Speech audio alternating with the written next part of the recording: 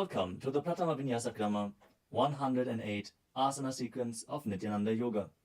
Before we start the yoga session, we request all the male bodies to please remove your upper cloth, for yoga is a ritual, and male bodies remove the upper cloth for any Hindu ritual. All the female bodies, please tie up your hair, and we request all the participants to please wear a black dress, apply vibhuti on your forehead. If you are a male body, apply it on the 16 places over your body. Apply kumkum and any aushadha from the Supreme Fund of Hinduism you have available. Wear your Rudraksha mala, the abharanam, to intensify the energy which you can hold throughout the yoga practice. Also, make sure to keep a Shri Yantra, which is a sacred mandala, in your room where you practice the yoga. If you don't have a Shri Yantra available, don't worry, we are projecting it in the background of our acharyas. Now settle down on your yoga mat and get ready for the ritual of yoga. Sit straight with your head, neck and spine in a straight line. Join your hands in Namaskara Mudra in front of your heart center. Close your eyes. Visualize Swamiji in your inner space as we chant the Sadguru Vandanam. Nityanandam Paramasukadam Kevalam Jnanamurtim Dvandvatitam Gaganasadrasham Tattvamasyaadilaksham Ekam Nityam Vimalamachalam Sarvadhi Sakshibhutam Bhavatitam Trigunarahitam Sadgurum Tam Namami. Next, we are going to chant the Shiva Mula mantra. Om Ham Haum Shivaya Namaha 11 times. Please follow along internally. Om Ham Haum Shivaya Namaha. Om Ham Haum Shivaya Namaha. Om Ham Haum Shivaya Namaha. Om Ham Haum Shivaya Namaha. Om Ham Haum Shivaya Namaha. Om Ham Haum Shivaya Namaha. Om Ham Haum Shivaya Namaha. Om Ham Haum Shivaya Namaha. Om Ham Haum Shivaya Namaha. Om Ham Haum Shivaya Namaha. Om Ham Haum Shivaya Namaha. We will be performing the Tadvachamanam, the ritualistic cleansing. Now keep your hand, the right hand, in the shape of a cow's ear in the Gokarana Mudra, as our acharyas are demonstrating. Then take an udani of water, pour it into your right palm. We're going to chant a mantra thrice. Each time, sip the water from the bottom of your palm whenever the word Swadha is chanted. Om Atmatattvam Shodhayami Swadham. Take another udani of water. Om Vidyatattvam Shodhayami Swadham. Pour another udani of water into your palm. Om Shivadattvam Shodhayami Swadham. Now wash your right hand with the water from the Panchapacham and wipe your lips twice with the bottom of your thumb as we chant. Om Ham Hridayaya Namaha. Now wash your hand again. With the index, middle and ring fingers joined together, touch above the upper lip and below the lower lip. Wash your hand again. With the index fingers and thumbs joined together, touch the right nostril, the left nostril, and with the ring finger and thumb joined together, touch the right eye, left eye, and the right ear and the left ear. Wash your hand again. With the little finger and thumb joined together, touch the navel, the right chest and the left chest. And with all fingertips joined together, touch on top of the head, the right shoulder, left shoulder, and your heart center. Now wash your hand again. As you clasp the right hand over top of the left, place both hands on the right thigh. Set the sankalpa, the conscious resolution, what it is that you want to manifest today in today's Nityananda Yoga session as we chant the sankalpa mantra. Om Mamopatta Samasta Duridakshayadvara Bhagavad Shri Nityananda Paramashiva Prityartham Shri Nityanandeshwari Paramashiva Shakti Sameta Shri Nityanandeshwara Paramashiva Prityartham Cha Adya Purvokta Evam Guna Visheshena Vishishtayam Asyam Shubhadito. पूर्ण आरोग्ययुक्त दृढ़गात्र यौगिक शरीर सिद्ध्यर्थम परमशिव शक्ति आविष्करणार्थम नित्यानंद योगाभ्यासम करिष्ये. Now wash your hand once more as we chant. Om अपौपस्पृश्य. Keep your Panchapatram and Udani out of harm's way as we are getting ready to start the yoga. Now sit in a comfortable cross-legged position with your head, neck, and spine in a straight line. Bring the index fingers and thumbs joined together on top of the knees in Bindu Mudra. Engage the three bandhas, the energy locks, which are contracting the perineal region and pulling it in and up. The Uddiyana Bandha, the stomach lock, contracting your stomach muscles and pulling your stomach in and up towards your spine. And the Jalandhara Bandha, the throat lock, tucking your chin to the chest and internally contracting your throat muscles. Together they form Mahamudra Bandha, which is a great secret of the yogic practice and will enhance your yoga practice manifold. Next up is the visualization. Hold the visualization for the right context of each of the asanas. The first visualization is Lord Shiva. You will always be able to see the visualization in the top right corner of the screen. So whenever you don't know how the visualization looks, you can just check the screen. Next up is Samana Kumbhaka. Now fill your stomach with prana as you meditate on a flame in your stomach, kindling the prana and raising up your spine. Chant the japa soham and visualize it rotating around your throat until the nectar oozes out into your body. Let us now perform the first asana, which is Sukhasana. तत्सुखासनमित्युक्तमशक्तस्तत्समाचरेत् आसनं विजितं येन जितं तेन जगत्त्रयम्. The next asana is Parvatasana. Now bring your legs into Padmasana with the feet on top of the opposite thighs. Then bring your palms together in Anjali Mudra and raise them up above your head, keeping your elbows straight. Engage all three bandhas, Mahamudra Bandha, as you visualize yourself as Mount Kailash. अथ वक्षे Mahadev पर्वतासनमङ्गलम्. The next asana is Hali Pavasana.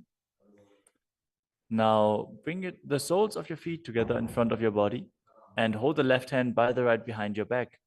As you lean forward and place your forehead on the ground behind your heels. Engage all three bandhas as you gaze to the nose and visualize Swamiji in your inner space. पूर्वविधियाहु मे जानो उभयपकतले सम्पुटठानो.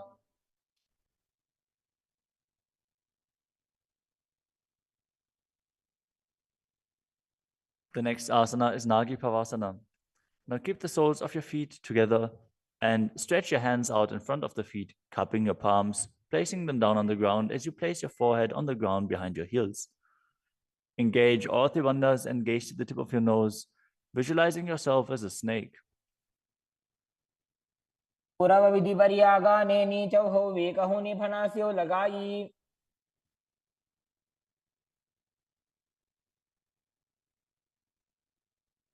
Next up is Kokilasana. Now hold the big toes with the index and middle fingers in Prana Mudra. Then raise the legs up straight and then cross them into Padmasana, leaning forward and down onto your elbows. Engage all three bandhas as you visualize yourself as a bird. स्थान्यदासनं वक्ष्ये yen Sidho भवेन्नरः. The next asana is Neti Asana. Now place one ankle on top of the opposite knee as you hold onto the opposite elbows. Engage all three bandhas, rotate your arms in a circle and gaze to the nose, visualizing Swamiji in your inner space, and after some time change the direction of the movement. घोड़ा बामा पादगी आशमाहिली सोये दक्षचरण को वार लोता परिकुल्फ समोय.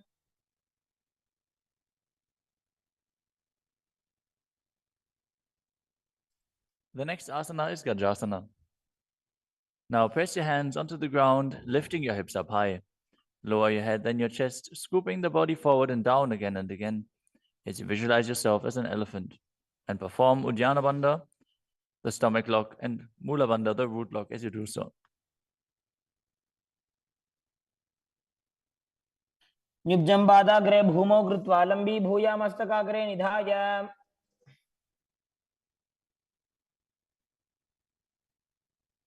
The next asana is Vrikshasana. From the same position, alternate pressing the heel of one foot into the ground while lifting the other heel up. Visualize yourself as a bear as you keep Uddiyana Bandha and Mula Bandha engaged. एकैकं पादमाकुञ्च्य गजासनं कुर्यात् वृक्षासनं भवति. The next asana is Vaishyasana. Now stand tall on the mat with the tips of the on the tips of the big toes, with all other toes raised off the ground. As you keep your head, neck, and spine in a straight line, and bring your index, middle, and ring fingers to the heart center in Hridaya Mudra. Visualize Swamiji in your inner space and perform Uddiyana Bandha and Mula Bandha. केशेन पादयुगलं बद्ध्वा तिष्ठेत अधोमुखः.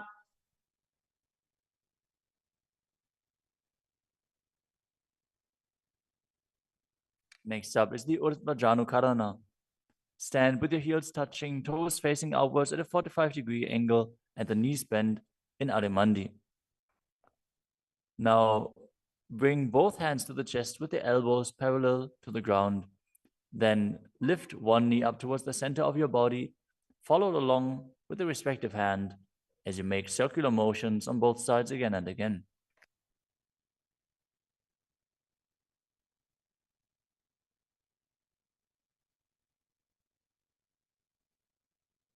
The next asana is Balalingasana. Now interlace your fingers from the outside in Sarvashankari Mudra and hold on to one knee, pulling it up towards your chest.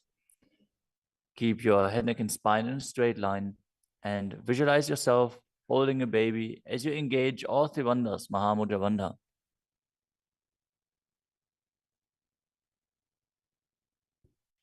एकं जानूरधियालिङ्ग्य स्थातव्यं बाललिङ्गनं भवति. You move on to Padapidanasana. Now take the foot and pull it behind towards your buttocks. Hold it with both hands. Be straight. Engage all three bandhas as you visualize Swamiji in your inner space. त्वैकस्मिन् पादतले कराभ्यां वेष्टयेत्तनुम्. The next asana is Natarajasana. Standing on one leg, hold on to one foot and extend it backwards as you lean forward and stretch your arm out in front in Bindu Mudra with the index finger and thumb touching as you visualize yourself dancing as Lord Nataraja and perform the Mula Bandha. उत्तानपादं क्रौञ्चं च मरीचिं वीरभद्रकम्. Now stand on the other leg and repeat Balalingasana on the other side, pulling the knee up towards your chest and visualize yourself caressing a baby. एकं जानूरधियालिङ्ग्य स्थातव्यं बाललिङ्गनं भवति. Now repeat Padapidanasana on the other side. Pull the other foot towards your buttocks and visualize Swamiji in your inner space, engaging all three bandhas. स्थित्वैकस्मिन् पादतले कराभ्यां वेष्टयेत्तनुम्. Now repeat Natarajasana on the other side, visualizing yourself as Lord Nataraja. पादं क्रौञ्चं च मरीचिं वीरभद्रकम्.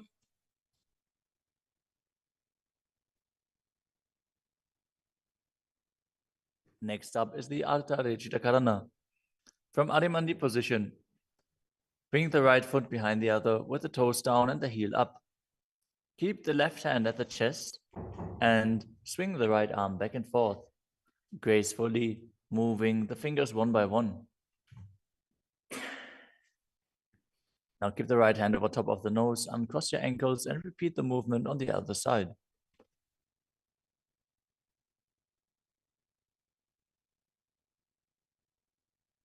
Next up is the skeleton dance. Now visualize yourself as a skeleton as you shake your body intensely.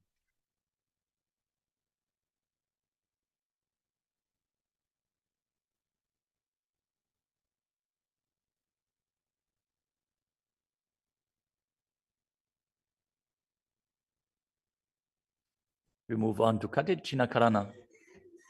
From Adimandi, with the heels together, toes pointing outwards and the knees bent, bring your hands above your head with the arms crossed, palms facing backwards. Now open your hips to one side and open the arms along above your head. Return to the center and repeat the movement on both sides again and again.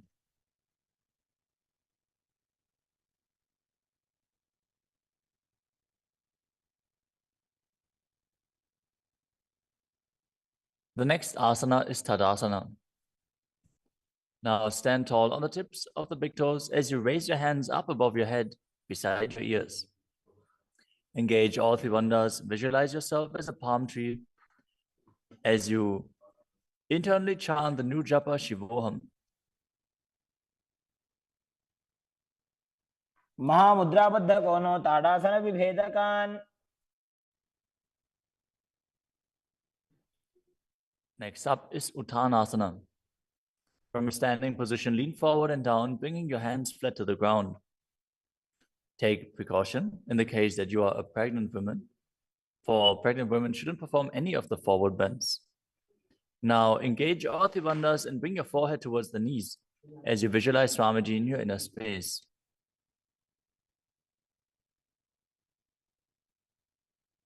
महामुद्राबद्ध कोनो ताड़ासन विभेदकान.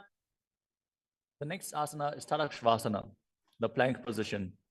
Now lower your body down onto your arms and feet as you tuck your chin to the chest and rotate your head from side to side, contracting your perineal region. Visualize Swamiji in your inner space. Keep breathing in the Samana Kumbhaka, filling your stomach with prana and visualizing a flame rising up your spine. गजासनवस्थित्वा मस्तकं वारं वारं दक्षिणकुक्षिं सव्यकुक्षिं नजेत्. The next asana is Bhujangasana. Now lower your entire body down onto your stomach as you keep the toes pointing backwards and your hands next to the chest. Now raise your head up using the strength of your lower back. Don't lift your body any higher than your belly button up. And open your mouth wide as you inhale through the hollow of your throat in Bhujangani Mudra. Visualize yourself as a cobra as you perform the Mula Bandha. अंगुष्ठनाभिपर्यन्तम् अधो भूमौ विनिन्यसेत्. The next asana is Shashasana. Now push your body up back into the plank position and alternate bringing one knee in towards your chest back and forth as you visualize Swamiji in your inner space and calmly breathe through your nose in Sahajra Kumbhaka. जासन संस्थितो जानुद्वयमाकुञ्च्य वारं वारं कर्तव्यं शशासनं भवति. The next asana is Rathasana. From a tall plank position, place one foot in between the two hands as you simultaneously jump one foot back and bring the other one in between the hands. Alternate again and again as you visualize yourself as a chariot. गजासन संस्थितो एकैकं पादं पुरोमार्गेण भ्रामयित्वा कर्तव्यं रथासनं भवति. The next asana is Viravatrasana. Now keep one foot flat on the ground with the toes pointing forwards and the knee bent at a 90-degree angle. Now extend the other leg back, keep the knee straight and the toes pointed outwards. Raise your arms up parallel, pull the stomach in and up and gaze to your third eye, visualizing yourself as Lord Virabhadra as you perform Ujjana Bandha and Mula Bandha. आशिष्टमतकौण्डिन्यमूर्धकुक्कुटमेव च. Now exchange the position of your feet and repeat Viravatrasana on the other side. समतकौण्डिन्यमूर्धकुक्कुटमेव च. The next asana is Vrikshasana, the tree posture. Now stand and bring one foot to the inner thigh as you bring your palms together in Anjali Mudra and raise them up above your head. Keep your elbows straight as you gaze forward and visualize yourself as a tree. अमोरमूलदेशे च जाम्यं पादं निधायतु. The next asana is Garudasana. Now bring the raised leg to the opposite hip. Join your hands in Namaskara Mudra in front of your heart center as you visualize yourself as Lord Garuda and engage the Mula Bandha. गरुडासनमावक्ष्ये येन ध्यानं स्थिरं भवेत्. Now stand on your other leg and repeat Vrikshasana on the other side. वामोरुमूलदेशे च जाम्यं पादं निधायतु। Now repeat Garudasana on the other side, keeping the standing leg as straight as a rod and visualizing yourself as Lord Garuda. गरुडासनमावक्ष्ये येन ध्यानं स्थिरं भवेत्। The next asana is Trikonasana. Now stand and step one leg forward and the other one far back, keeping the front toes pointing forwards and the back toes facing sideways. Now bring your hands parallel to the ground and lean forward and down as you keep one hand down and the other one raised up. Gaze upwards, visualizing yourself as a triangle as you perform the Mula Bandha. उत्तानपादं क्रौञ्चं च मरीचिं वीरभद्रकम्। Exchange the position of your feet. Step the other leg forward as you repeat Trikonasana on the other side. उत्तानपादं क्रौञ्चं च मरीचिं वीरभद्रकम्। Next up is the Nikuttaka Karana. From Adimandi position, heels touching, toes pointing outwards and the knees bent, raise one heel off the ground and bring your hands in front of the heart center with the palms facing each other. Now stump the rest heel to the ground, raise the other heel up and exchange the position of your hands again and again.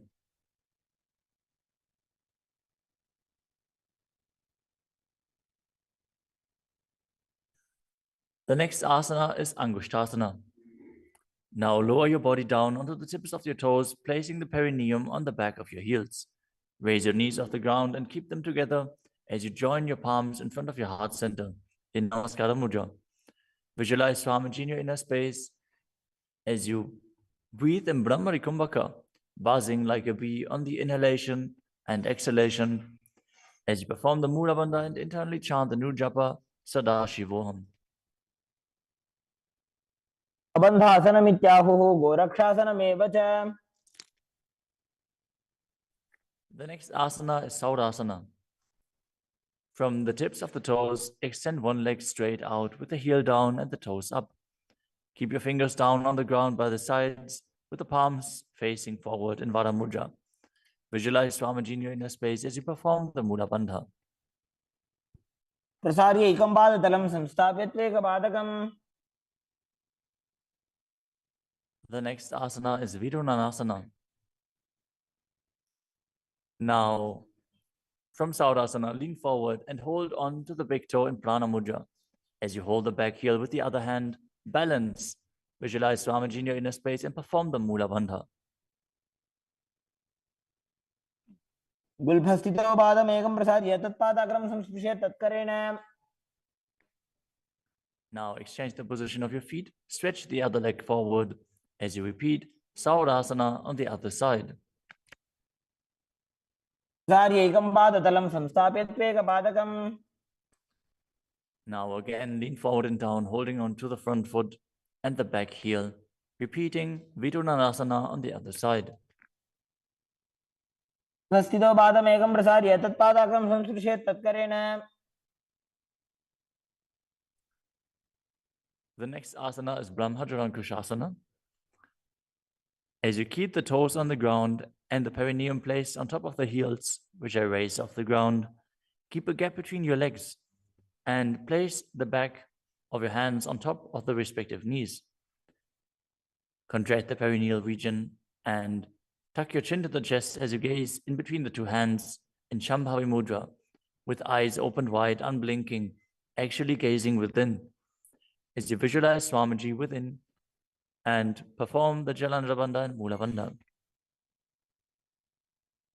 द्वौ भणापाणि होय वैसे एड़ी mail रघुदानि वैसे। The next asana is Kapilasana.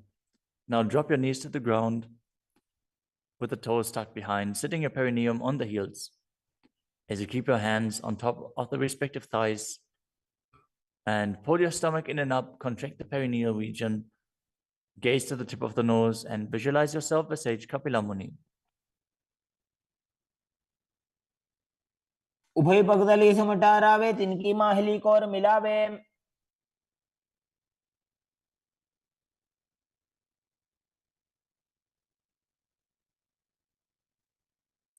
The next asana is Bhadragodakasana.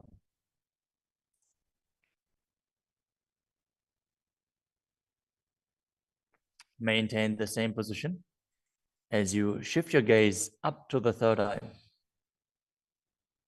Visualize Swamiji in your inner space as you buzz like a bee in Brahmari Kumbhaka.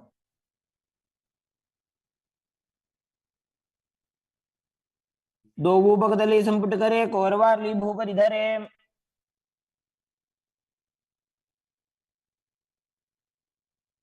The next asana is Suryasana. Now sit with your toes tucked, perineum placed on top of the raised heels. As you bring your thumbs and little fingers together in Padma Mudra, opening up the palms resembling a lotus flower. Now raise your hands up above your head as you gaze up in between the gap between the palms, visualizing yourself as Lord Surya.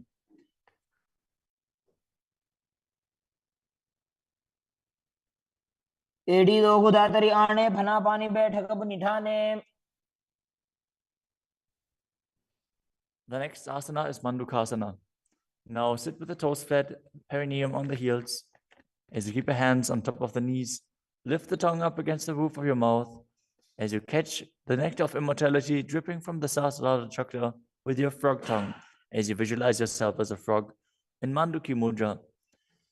Gaze to your third eye, breathe calmly through your nose in Sahaja Kumbhaka as you perform the Mula Bandha. तलो पृष्ठ देशे अंगुष्ठे द्वे च संस्पृशेत्.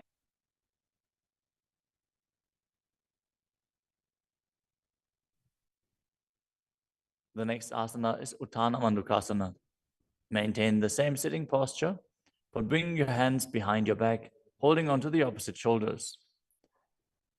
Gaze to your third eye, visualize yourself as a frog as you keep your tongue pressed against the palate of your mouth in Manduki Mudra. Perform Uddiyana Bandha and Mula Bandha as you do so.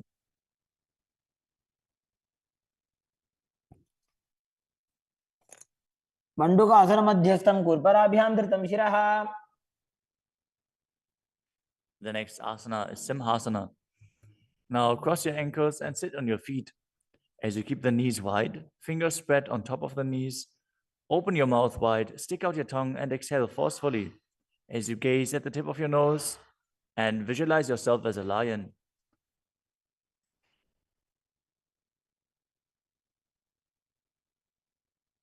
दक्षिणं सव्यगुल्फेन दक्षिणेन तदेतरम्. The next asana is Bhadrasana.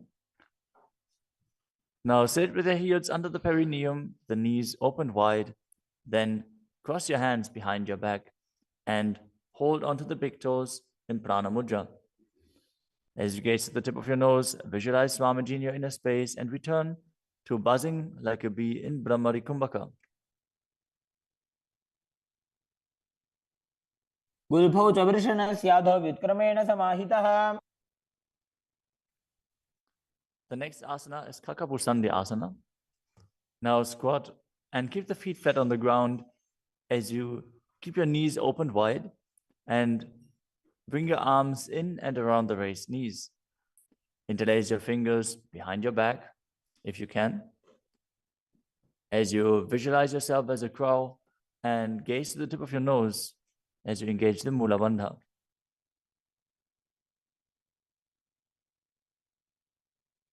प्रथमे वेशक उपदठाने दो गोहा तपगमी च आने. The next asana is Kanipavasana. Now keep the palms on the floor, shoulder width apart. Bring your knees onto the back of your arms towards your armpits. Lean forward, raise your feet off the ground as you visualize Swamiji in your inner space and balance on your arms.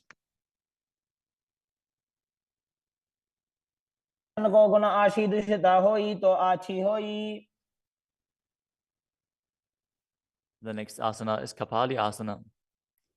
Now place your hands on the ground, shoulder width apart. Bring the top of your head onto the ground. Please take precautions if you have any neck injuries or high blood pressure. Any of the inverted postures. Now bring your knees onto the elbows, your hips over the shoulders, and straighten your legs up as you gaze to the nose and visualize Swamiji in your inner space. Isha धरती टेकी पग दो वो मिलीवा ऊंचा करे।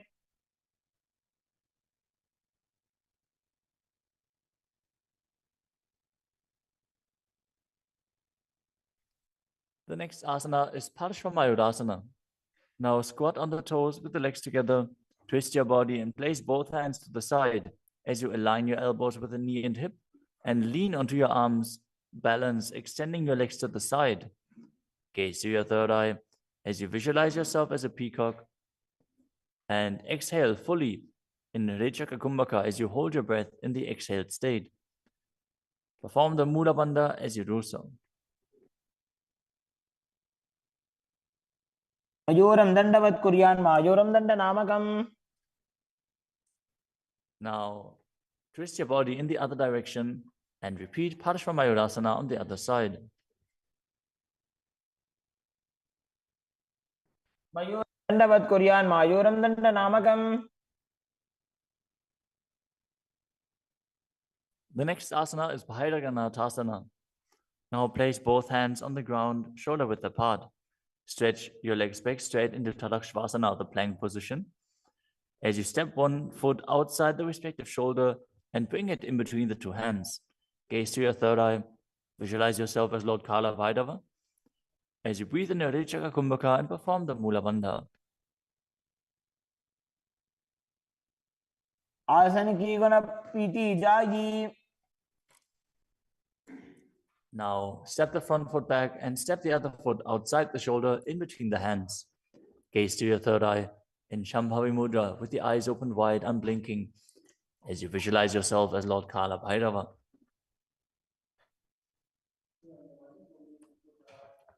आसन को गुण पीती जाई। The next asana is Unmukha Pitasana. From Tadakshvasana, the plank position, bring your forearms down on the ground as you walk your feet forward, raising your hips. Lift your chest and head up and gaze to your third eye, visualizing Swamiji in your inner space.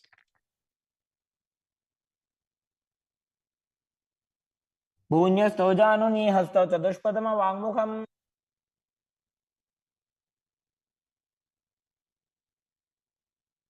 The next asana is Vashishthasana. From Tadakshvasana, rotate your body onto one hand and raise the opposite hand up. Keep the balancing hand directly beneath your shoulder as you raise your hips and gaze up towards the sky, visualizing yourself as Sage Vashishta as you perform the Mula Bandha. ऊर्ध्वकुक्कुटवासिष्ठ मरीचिहलमत्स्यकम्। Now twist your body in the other direction. Balance on the other hand as you repeat Vashishthasana.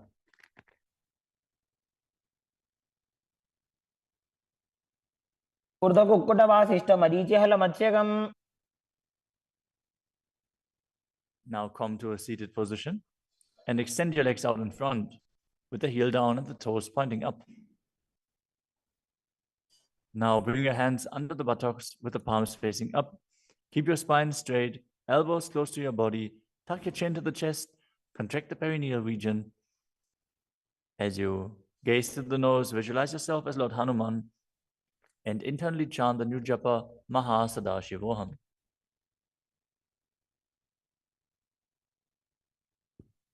दो Booker की उभय हस्तेली कोरवारली मैले भेली।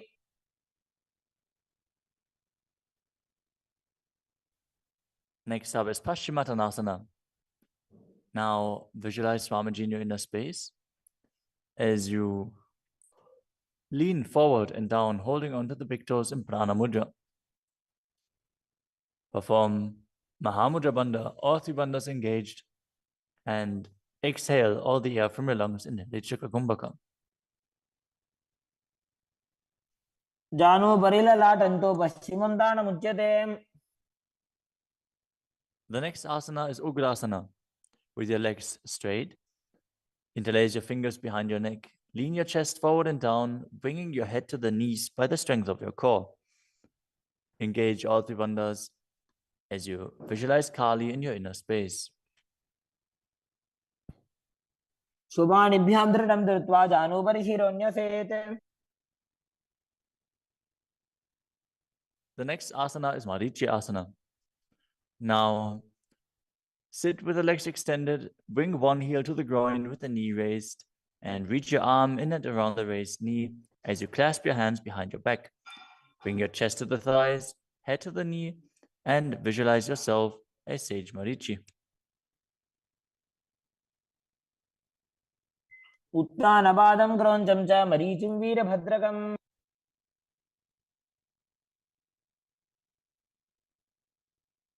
Now drop the knee down to the ground and lean forward, holding onto the front foot with both hands. As you exhale all the air from your lungs, gaze to the nose, visualize Swamiji, and perform Mahamudra Bandha in Mahamudrasana. मुद्रां प्रवक्ष्यामि तन्त्रेऽस्मिन् मम वल्लभे. Now extend the other leg out. Bring the other heel towards the perineum with the knee raised. As you lean forward and interlace your fingers behind your back, in Marichi Asana on the other side. उत्तानपादं क्रौञ्चं च मरीचिं वीरभद्रकम्. Now drop the knee down, lean forward, hold onto the foot, engage all three bandhas, repeating Mahamudrasana on the other side. महामुद्रां प्रवक्ष्यामि तन्त्रेऽस्मिन् मम वल्लभे. The next asana is Bhadrasana 2. As you sit and bring the soles of the feet together with your heels close to the perineum, keep your knees wide, hold your feet firmly with both hands, and maintain a straight spine as you gaze to the nose and visualize Swamiji in your inner space. उल्भौ तु वृषणस्यादः सीवन्त्याः पार्श्वयोः क्षिपेत्.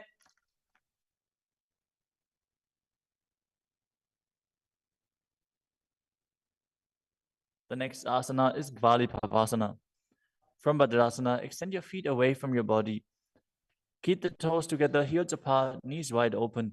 As you place your hands on the respective knees, tuck your chin to the chest and gaze to the nose. Visualize Swamiji in your inner space. Perform the Jalandhara Bandha and Mula Bandha. ध्रुव चरपट चौक कखियो सोई वाही विधियो की जे सोई. The next asana is Joni Asana. Now sit, keep the soles of the feet together and the heels close to your perineum as you visualize the Yoni Mandala, which is projected on the screen. Now hold the soles of the feet as you lean forward and down and bring the forehead to the feet as you gaze to the nose and perform the Mula Bandha.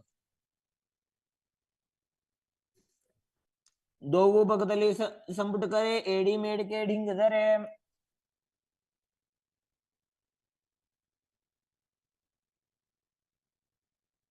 The next asana is Midaki Pavasana. As you sit and keep the heels together, toes apart and the knees wide, lean forward and down and extend your hands out to the side.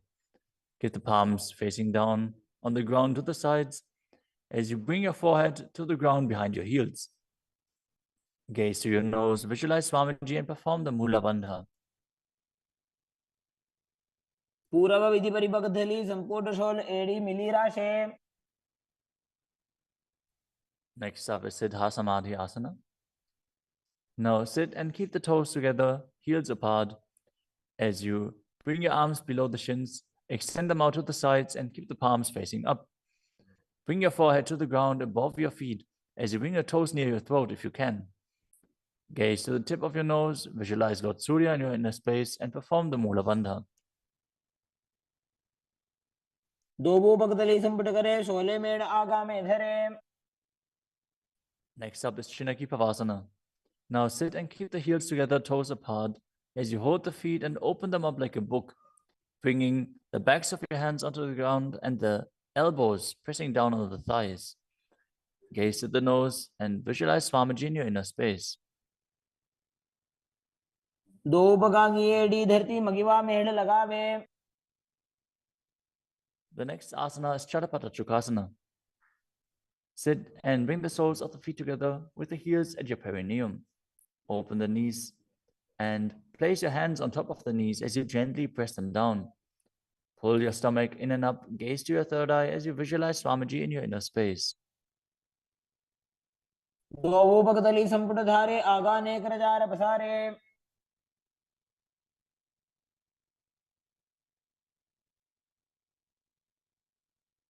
The next asana is Bhairavasana. Now sit and bring the soles of the feet together with your knees open wide. Lift the heels up and bring the toes down onto the ground. As you keep your knees on the ground, pull your stomach in and up and place your hands on the knees in Bindu Mudra. Gaze to your third eye as you visualize yourself as Lord Kala Bhairava. उल्भव संपीड्य चान्योन्यं व्युत्क्रमेणोत्थितं शनैः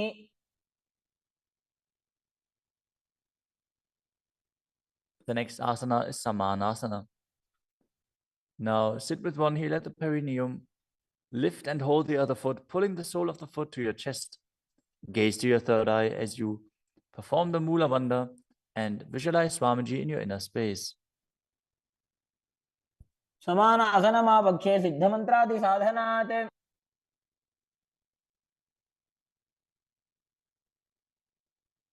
The next asana is Apanasana. As you sit, place one leg on top of the respective shoulder and raise the other foot upwards and straight. Keep the hands on the ground to the sides as you gaze to your third eye and visualize Swamiji in your inner space. परं पादमेकं च स्कन्धे चारोपि यत्नतः Now repeat Samanasana on the other side. Bring the other heel towards your perineum and pull the opposite foot towards your chest. समान आसनमावक्षे सिद्धमन्त्रादि साधनात् Now repeat Apanasana on the other side. Bring the other leg over top of the respective shoulder, extending the opposite leg forward and up.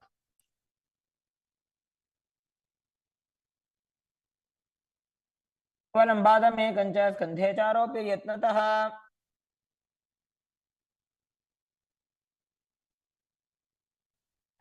Next up is Gomukhasana. Now sit and cross one leg over the other, aligning the knees at the center of your body with the feet by the opposite hips. Place both hands on top of the stacked knees as you gaze to the nose, visualize the face of a cow, and perform the Mula Bandha. Start breathing in Siddhkari Kumbhaka, pressing your tongue against the palate of your mouth without touching the teeth and hissing through your teeth while inhaling. Internally chant the new japa Om Nityanandoham. सव्ये दक्षिणगुल्फं तु पृष्ठपार्श्वे नियोजयेत् The next asana is Anasuyasana.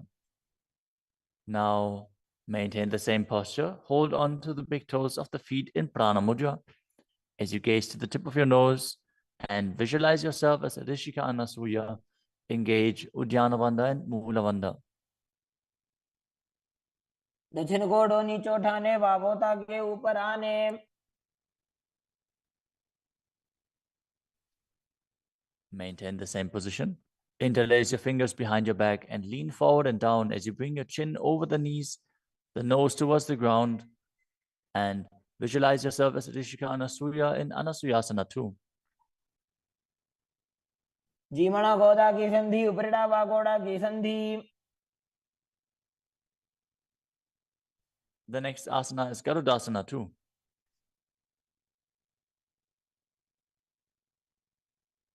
Now sit on the ground with one heel pressed against the perineum. As you keep the opposite foot flat on the ground with the knee raised to your chest. Keep the hands on the respective knee. As you visualize yourself as Lord Garuda, gaze to the nose and perform the Mula Bandha. दावोपगमोडी एडी माहिलो गुल्फ मूलद्वारणी चैदे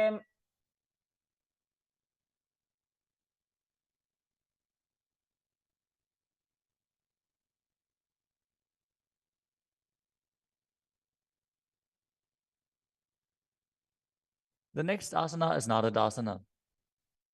Now sit and place your perineum on top of one heel as you interlace your fingers behind your neck and twist your elbows outside of the raised knee. Gaze to your third eye and visualize yourself as Echnadada as you perform the Mula Bandha. पिष्टिज वाम पगदली केरी भूपरिता ही लगा बेफेरी. Next up is Matsya Pitakasana. Now place one foot on top of the opposite thigh. Wrap the respective arm around the knee, holding onto the opposite shin as you hold the big toes with the other hand in Prana Mudra. Visualize yourself as Matsya, the fish avatar of Lord Vishnu, as you perform the Mula Bandha. नवामाङ्गुष्टन्तो गृहीतं मध्य पीठकम्.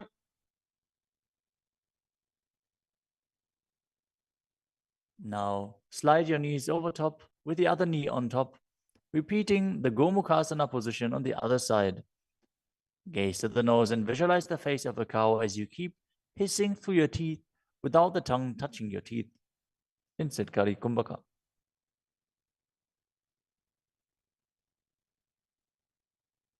सव्ये दक्षिणगुल्फं तु पृष्ठपार्श्वे नियोजयेत्.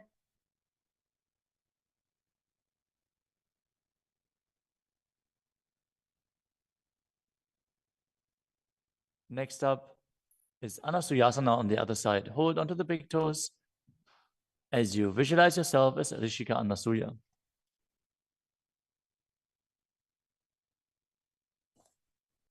दक्षिण कोडो नीचे उठाने wow तागे ऊपर आने.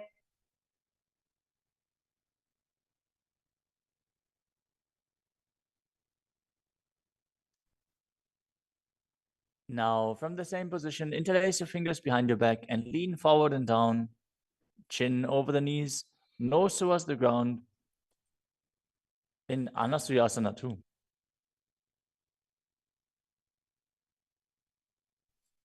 जीमणा गोदा की संधि उपरिड़ा वागोड़ा की संधि.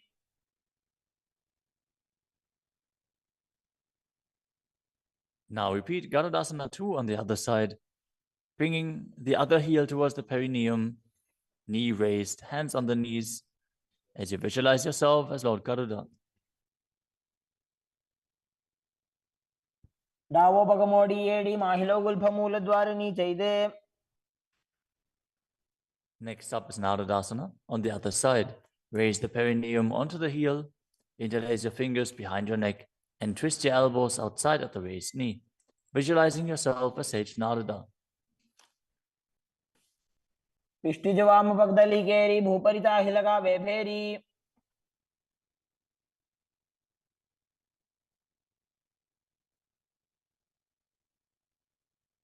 Next up is Matsya Pitakasana on the other side. Now place the other foot on top of the opposite thigh. Hold on to the shin and the big toe of that foot as you visualize Matsya, the fish avatar of Vishnu. वामे नवामाङ्गुष्टन्तो गृहीतं मध्य पीठकम्. Next up is Matsendrasana. Now place one foot on top of the opposite thighs as you place the opposite foot on the ground, flat. Twist and bring the elbow outside of the raised knee. Keep your raised arm by the neck. Turn your head back and gaze to your third eye, visualizing Matsyendranath, the great sage and master of Hatha Yoga. उदरं पश्चिमाभासं कृत्वा तिष्ठति यत्नतः.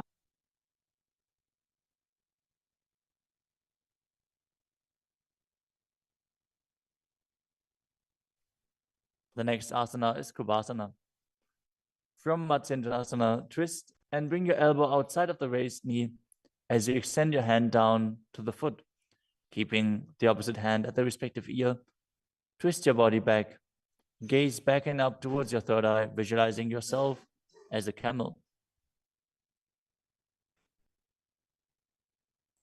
आसन को गुण झोल हो जाए. Next up is Matsyendrasana 2. Keeping the hand extended down towards the foot, place your hand behind your body onto the ground as you gaze up to your third eye and visualize Matsyendranath. मत्स्येन्द्रपीठं जठर प्रदीप्तिं Prachanda रुक्मण्डल खण्डनास्त्रम्. Now repeat Matsyendrasana on the other side. Extend the other leg out. Bring the opposite foot onto the thigh as you twist your elbow outside of the raised knee and gaze back.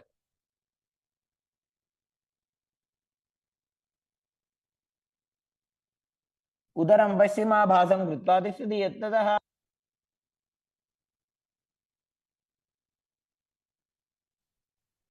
The next asana is Kubhasana on the other side.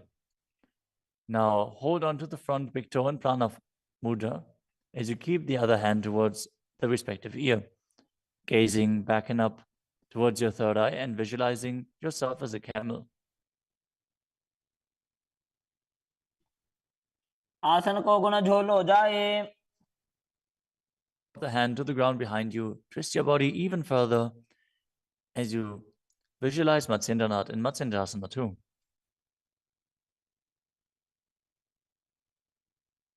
मत्स्येन्द्रपीडं जठर प्रदीप्तिं Prachanda रुक्मण्डल खण्डनास्त्रम्. The next asana is Padmasana. Now place your feet on top of the opposite thighs as you keep your palms flat on the respective knees. Engage all three bandhas, Mahamudra Bandha, as you gaze to the tip of your nose. Visualize yourself as Lord Shiva. Breathe in Sitali Kumbhaka, now pressing your tongue against the back of the teeth, hissing while inhaling as you internally chant the new japa Om Nityananda Mahasadaशिवोहम. आसनं द्विविधं प्रोक्तं पद्मं वज्रासनं तथा. The next asana is Padmasana too. As you sit in Padmasana, cross your hands in front of your body and hold onto the big toes in Prana Mudra. Gaze to the nose, visualize yourself as Goddess Parvati, the consort of Shiva, as you perform the Mula Bandha.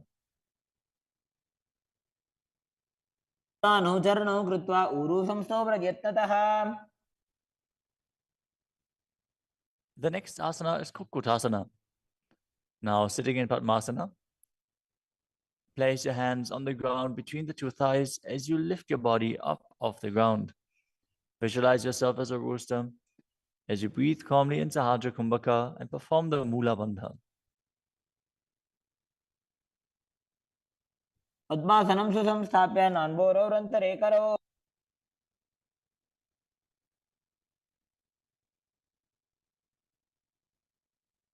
The next asana is Baddha Keki Asana. From Padmasana, raise up onto the knees as you bring your hands flat on the ground with the fingers pointing backwards.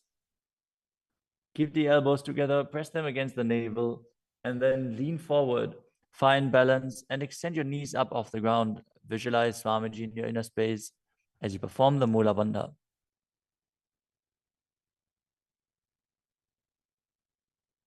धरामवष्टभ्यकरद्वयेन तत्पूर्वपरि स्थापितानाभिपार्श्वः.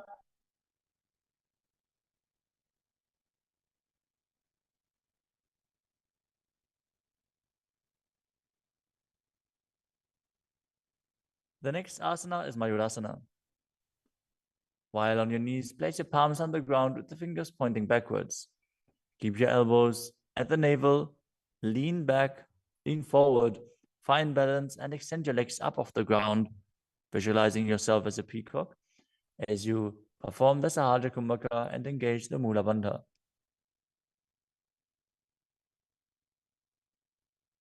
अथ वक्षे Mahadev मयूरासनमुत्तमम्.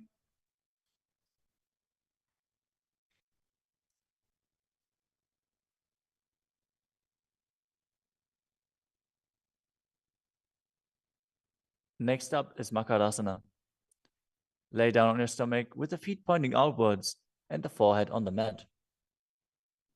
Interlace your fingers behind your neck as you visualize yourself as a crocodile and perform the Mula Bandha. अध्यासशेते हृदयं निधाय भूमौ च पादौ च प्रसाद्यमानौ. As you lay on your stomach, place your hands on the ground beside your chest. Raise your legs up, bring the thighs off the ground, visualizing yourself as a locust. In Shalabhasana. अध्यासशेते करयुग्मवक्षो भूमिमवष्टभ्यकरयोः स्थलाभ्याम्. The next asana is Ushtrasana. As you lay on your stomach, bring your hands to the feet.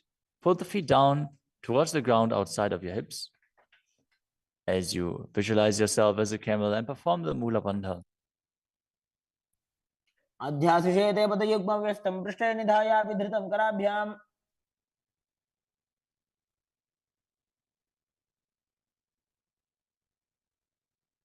The next asana is Dhanurasana. From Ushtrasana, tighten the grip on your feet and kick the legs back and up as you lean forward and lift your chest off the ground. Gaze up to your third eye and visualize yourself as Pinaka, Lord Shiva's bow. Perform the Mula Bandha as you do so.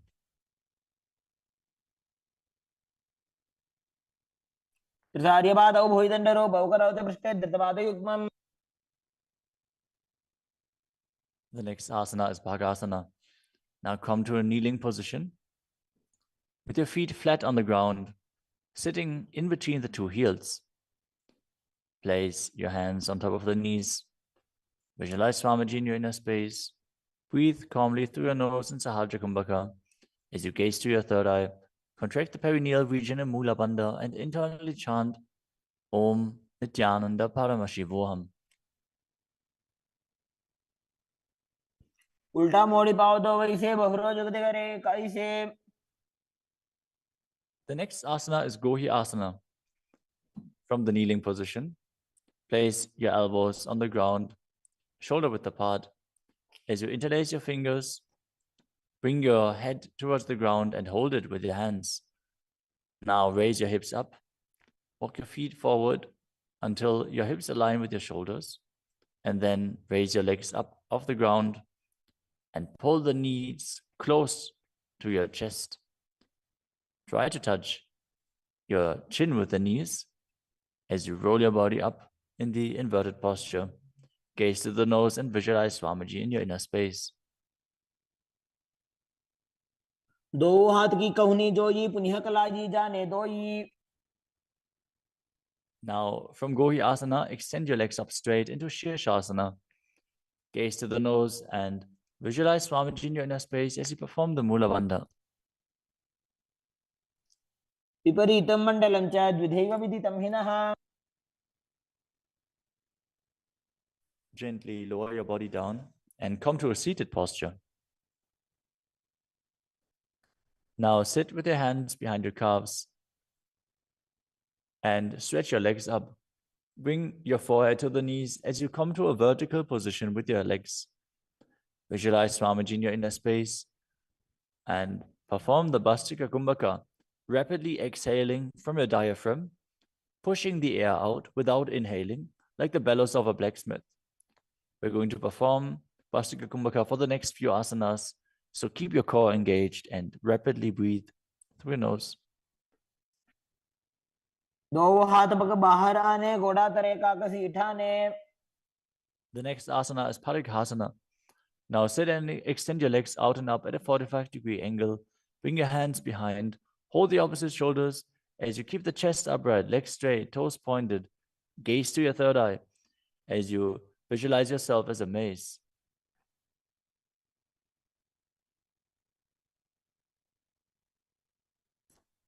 उत्तानशयनं कृत्वा पादौ मिलित्वा प्रसार्य. Keep breathing rapidly as you sit and extend your legs out and up at a 45-degree angle. Keep your arms parallel to the ground or bring them down to the ground as you gaze to your third eye and visualize yourself as a boat in Naukasana. तानशयनं कुर्पराभ्यां भूमिमवष्टभ्य. Next up is Rudrasana. Now sit and lift your feet up. Scoop your hands under the heels and pull the feet towards your chest. Keep your spine upright, gaze to the nose as you visualize yourself as Lord Rudra. Perform the Mula Bandha as you do so. पगदली संपूटक हाथस्योपक ऊंचाई. The next asana is Unmukha Pitasana too. Now lay down on your back with the feet flat on the ground, the knees raised up. Bring your palms down to the ground with the fingers just touching the back of your heels. Lift your hips up high, press the feet into the ground As you tuck your chin to the chest, gaze to the nose, and visualize Swamiji in your inner space. ऊर्ध्वे च जानुनी कृत्वा शवित्वोर्ध्वमुखं तथा उत्थाप्य हस्तौ तिष्ठेत्तु पीठ उन्मुखनामके. Now lower your body down flat onto the ground. Keep the palms facing up next to your hips. As you contract the perineal region and forcefully pull the Kundalini Shakti up along your spine towards your Sahasrara chakra in Shakti Chalan Mudra. Relax. Completely unclutch from any micro movements of the body and mind. As you visualize that your body is dead and the Supreme Pontiff of Hinduism, Swamiji, is liberating you. Internally chant the Mahavakya, Om Nityananda Paramashivoham.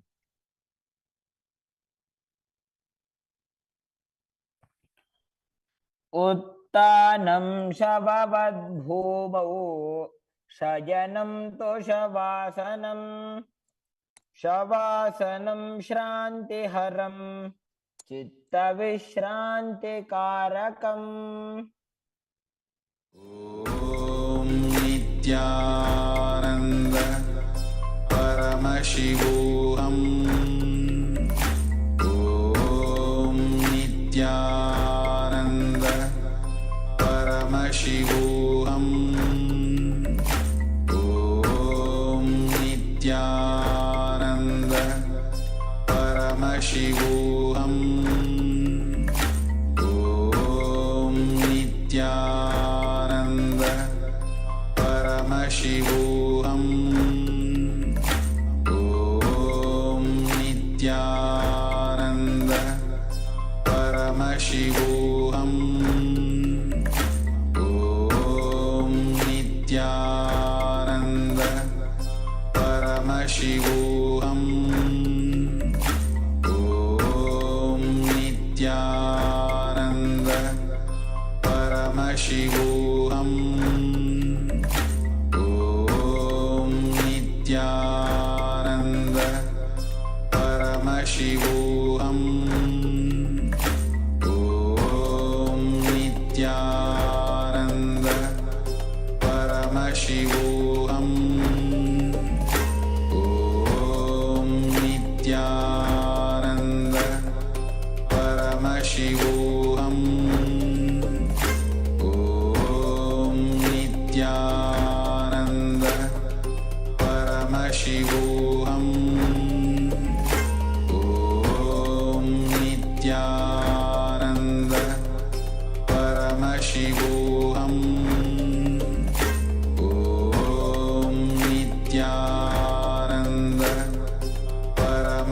परमशिवोऽहम्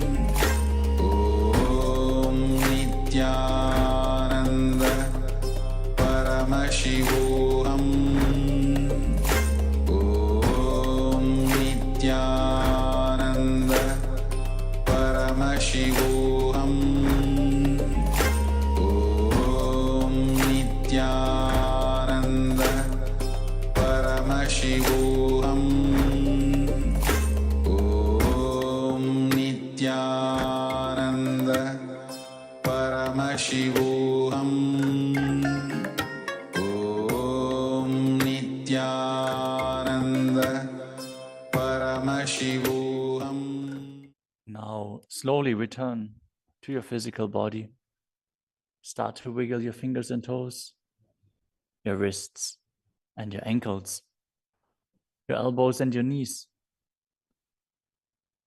Pull your knees up towards your chest and rock your body from side to side as you return to a comfortable seated position.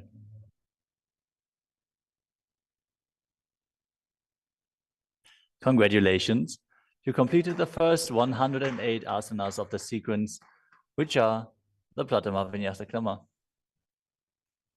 We are now going to continue the sequence with the next asana, which is Yathasana Nishthasana. Now sit in a posture that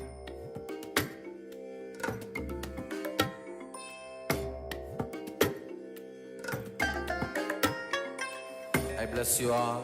Let you all open all your three eyes and manifest the powers of Mahasadashiva. Om Nityananda Paramashivoham.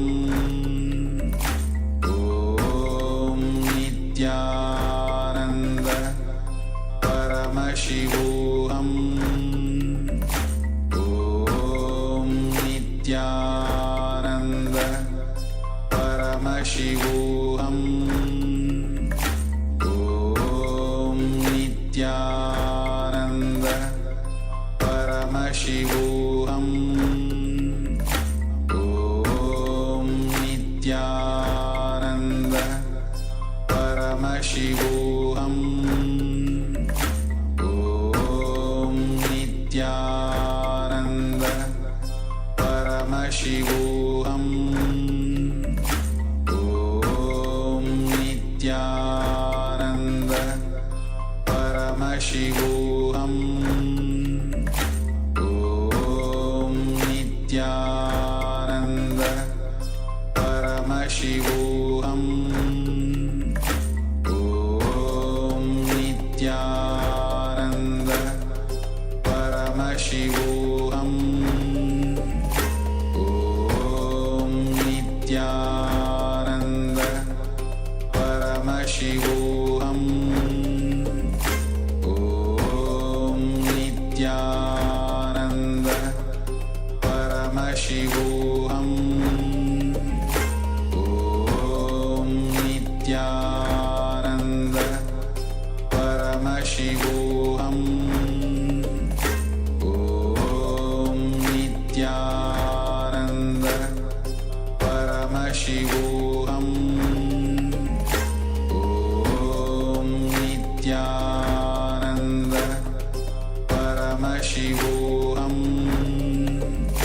Om Nityananda Paramashivoham.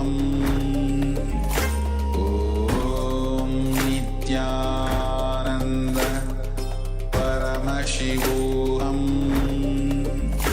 Om Nityananda Paramashivoham.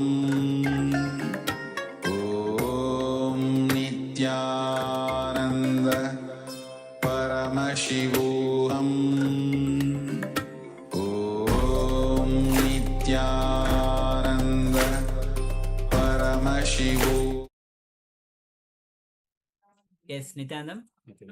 So I welcome all the participants on the Zoom, on the YouTube. So after this wonderful day, starting with the Nityananda Yoga 108 asana sequence. So now we'll be, as usual, beginning with the power manifestation round. So after the intense yoga, when your body is filled with the Kundalini, this is a time that you start manifesting the powers of Paramashiva. All the powerful clicks, what happens in you, all the powerful that powerful cognitions that you receive, this is a time that you apply in power manifestation sessions and get the manifestation of these powerful cognitions. So now let's begin. So take a moment and have the eye band with you. Even if you don't have the eye band, please take a piece of cloth and cover your eyes. Meanwhile, we'll be entering into the Sas Pramana, the scripture reference for manifesting the powers of third eye. Yeah, so the Shastra Pramana, the scriptural reference, goes as such. Ka palantad manonyasya tishtan milita lochanaha ramena man naso dadyat lakshayet lakshyam uttamam. And the translation of this Shastra Pramana, of this scriptural reference, goes as such. By fixing the mind on the inner space within the crown center and sitting stably without any movement, having the eyes closed in succession, by that stability of the mind and the inner space through the power of the third eye, one directly sees the ultimate goal, lakshyam, by having the vision beyond the sight that reveals any object or place, attaining the space of oneness with the source, Paramashiva.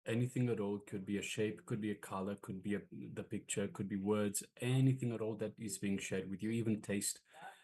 Everything is a measure of your connection to the supreme super consciousness that is Paramashiva. And let me remind everybody, everyone is connected to Paramashiva. Everyone is Paramashiva. Everyone is their true nature, their true self is Paramashiva.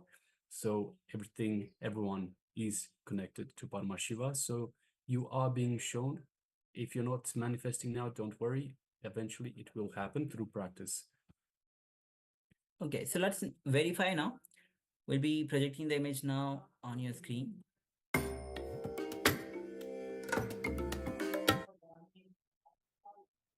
So as you can see, it's a beautiful image. Yes, it's a beautiful temple of Shiva in India, in Karnataka. You can see it's quite a large deity right on the sea. And you can see a little bit of the temple complex. You can see a complex with the pool behind to the right. You can see an island just off the coast. You can see the sky. You can see Paramashiva's Trishul. You can see the snakes around Shiva's neck and the malas. It's a beautiful, beautiful scenery. There are many colors. There's blue, gray, light blue, gold, brown for the earth, red, green for the trees. There's so many things in here. Such a beautiful, beautiful scenery. Such a beautiful picture. Yes, and also this is Shiva is this is second tallest, largest Shiva statue in the world, and this is the temple itself is called as Murudeshwara Temple, which is in the upper district of Karnataka, and it's quite popular. As you can see behind, it's a beautiful Arabian Sea, and because of its destination, the scene, this is one of the very popular tourist place as well. The temple itself is quite popular, and one of the thing is about this place is it is said that here Ravana has received the Shivalinga, Atmalinga in this place. So now we'll be moving on to the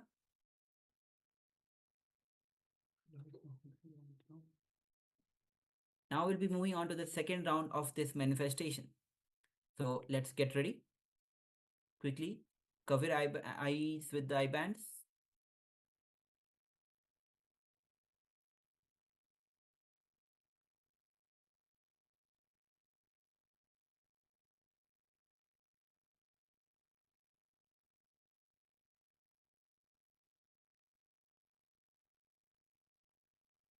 Yes, take a moment and cover your eye band, and please switch on your cameras. Now I'll be projecting the second image on your screen. So if you have not covered your eyes, please go ahead, take a moment and cover your eyes with the eye band or the opaque cloth. And it's important to have something covering your eyes. If you just close your eyes, any sound, any movement, you might be tempted to open your eyes and you will see the image on your screen. So please take a moment and make sure you have your eyes covered with an eye band if you have one. If not, with an opaque cloth, something that you can't see through, so you cannot see the image that will be projected onto your screens. So when you're manifesting this power, bring your awareness to the third eye. Drop all your deletions, confusions. Vijay's Paramashiva has come down from Kailasa. You are Nityananda Paramsham. Be in absolute unclutching, complete completion and oneness to experience the powers of Paramashiva. All these powers start manifesting when you are in oneness. More and more oneness grows in you. You start manifesting these powers. You start getting the powerful clicks inside you. So I hope all of you are ready with the eye bands on your eyes. Let's project the second, let's enter into the second round and let's begin this manifestation.